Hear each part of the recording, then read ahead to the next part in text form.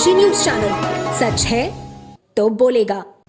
संस्कार ब्राह्मण महिला संगठन के संस्थापिका और वरिष्ठ समाज सेवी ममता द्विवेदी के नेतृत्व में प्रसिद्ध मनोचिकित्सक और लेखिका डॉक्टर ऋचा पाठक द्वारा लिखित हिंदी उपन्यास पछतावा का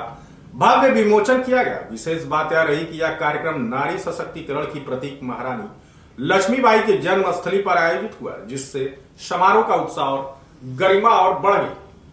उपन्यास की लेखिका डॉक्टर ऋचा पाठक ने पछतावा की थीम पर बात करते हुए बताया कि यह कहानी एक ऐसे अति संवेदनशील व्यक्ति के इर्द गिर्द घूमती है जो अपने माता पिता की उपेक्षा और पीड़ा को बचपन से देखता आ रहा था। बड़े बेटे और बहू के तिरस्कार से दुखी अपने माता पिता की दशा ने उसके मन में विवाह संस्था के प्रति अविश्वास भर दिया। लेखिका ने बताया कि माता पिता द्वारा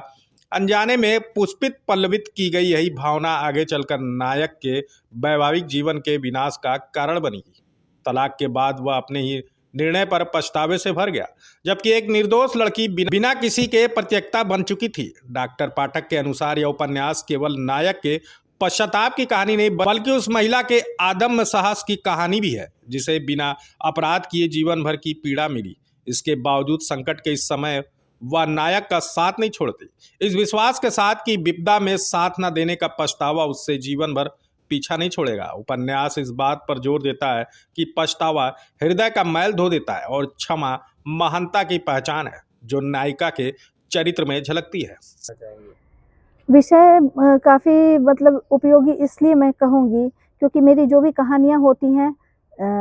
वास्तविक आसपास की घटनाओं से ही, सत्य घटनाओं पे आधारित होती हैं। और उसके अलावा हमारा प्रोफेशन ऐसा है कि यहाँ लोग आते हैं कुछ समस्याएं लेके, जो भी मानसिक समस्या से ग्रस्त होता है, कुछ ना कुछ उनके प्रॉब्लम्स जड़ से, इमोशन से जुड़े होते हैं। तो उसी तरह ये जो कहानी है, इस कहानी में भी एक जो नायक है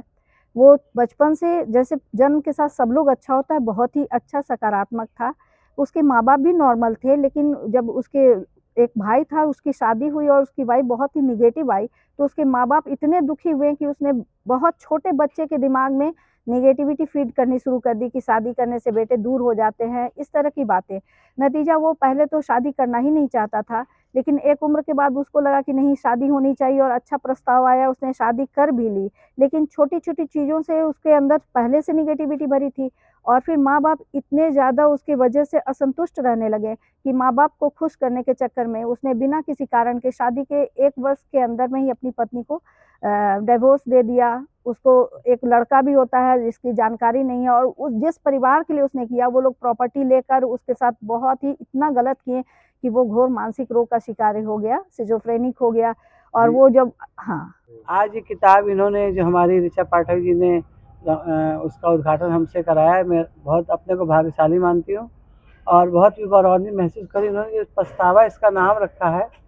जैसा कि इन्होंने अभी बताया, अभी तो मैं पढ़ूंगी तो पता चलेगा कि एक बच्चे की कहानी शुरू से है कि उसको ऐसा संस्कार मिला कि आगे जाके उसके मन में ये संस्कार भर गया कि शादी एक दाम्पत्य जीवन बेकार की चीज़ है। जबकि शादी अच्छी हुई, उसके बाद भी वो उससे अलग होता चला गया और अंत में उसके जीवन में उसको अपने जीवन का पछतावा ही लगा। तो इस तरह का उपन्यास वास्तव में समाज ज़रूरत है, जो कि माँ बाप